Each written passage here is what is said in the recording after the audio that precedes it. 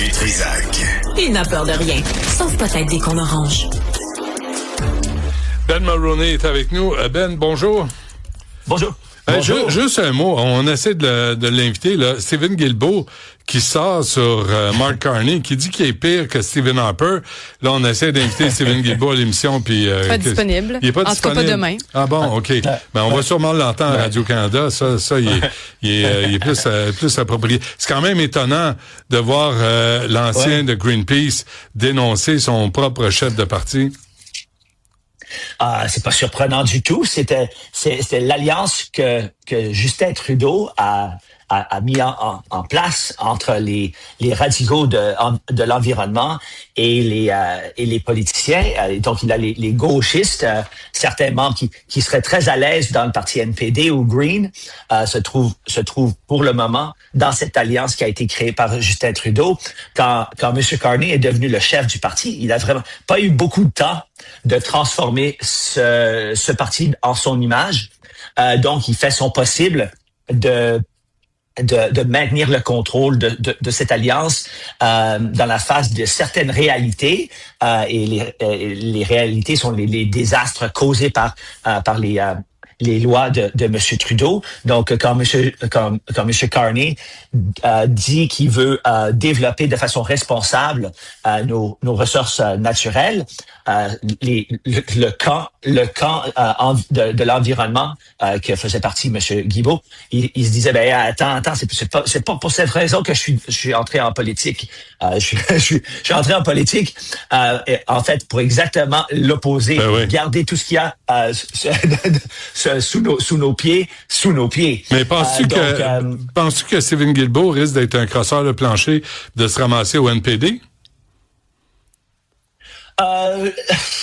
Normalement, on croche le plancher parce qu'on est attiré par le pouvoir, pas parce que. Mais les environnementalistes ont jamais eu accès au pouvoir comme ils l'ont eu sous M.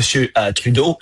Donc, je sais pas pourquoi il ferait ça. Et je pense qu'il aurait beaucoup plus d'influence de quitter la politique entièrement et de se retrouver dans un autre organisme comme Greenpeace parce que le NPD fédéral, ils vont rien faire. Ils ont 6 membres pour l'instant. Qui est Nate Erskine-Smith? Nate Erskine-Smith, c'était un politicien de l'Ontario, de Toronto. Il faisait partie de l'armée de Monsieur Trudeau. Et vers la fin de ce gouvernement, il s'est trouvé dans son cabinet. Et Monsieur Carney, quand il est devenu le chef, s'est dit non, il fait pas partie de mon équipe, donc il l'a enlevé de son cabinet. Alors, en ce moment, Monsieur Erskine-Smith a décidé que son avenir en politique n'était pas au fédéral, mais plutôt au provincial. Donc, il a décidé de démissionner et pour poursuivre la chefferie de ce parti, le parti de l'Ontario. Et vendredi, il a reçu l'appui de M. Carney de devenir chef du Parti libéral. Malgré ça, ce qu'il voulait faire, c'est obtenir la nomination pour un siège au provincial. Mais il a perdu à un inconnu politique. Et d'après certains, c'est parce que de plus en plus dans certaines régions, dans certaines villes, surtout nos grandes villes, où il y a une concentration de nouveaux arrivés, il a perdu à un inconnu qui vient du Bangladesh. Par un gars qui est un nouvel arrivé au Canada et un nouvel arrivé en politique parce que son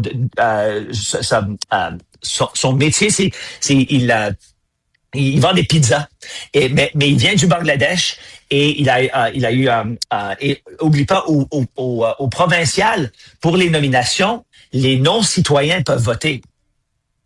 Et donc, ce bloc ethnique a en fait voté pour pas un nouvel arrivé, mais les nouveaux arrivés ont voté en bloc, en masse pour l'inconnu contre celui qui a eu, qui a reçu l'appui du premier ministre. Donc maintenant, M. Erskine Smith, qui pendant 10 ans a voté en faveur de l'explosion de nouveaux arrivés, que ça soit les étudiants, que ça soit les travailleurs temporaires, maintenant il a été victime d'une des conséquences de ce plan. Et maintenant, il se demande peut-être qu'on devrait checker les identités de tous ceux qui ont voté. Ouais, les demandeurs d'asile aussi. Dis donc, avant qu'on se quitte, Ben, quel est l'état de l'ego de M. Erskine Smith? Comment il va? Est-ce qu'il est... Tu sais, parce que t'es appuyé par le premier ministre, puis tu te fais laver par un monsieur qui vient d'arriver, un nouvel arrivant, puis qui est qui vend des pizzas. Ça doit être dur à supporter, ça.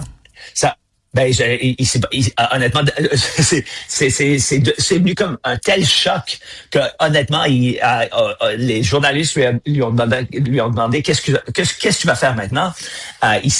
Il sait pas. Pour le moment, il a aucune idée quoi faire, à part peut-être demander une enquête pour déterminer si ce qui s'est passé était juste. Ouais, un morceau de pizza pour tout le monde. Envoyez donc. C'est comme ça qu'on finance les élections. Merci, Ben. On se reparle demain. Merci, à demain. Bye-bye.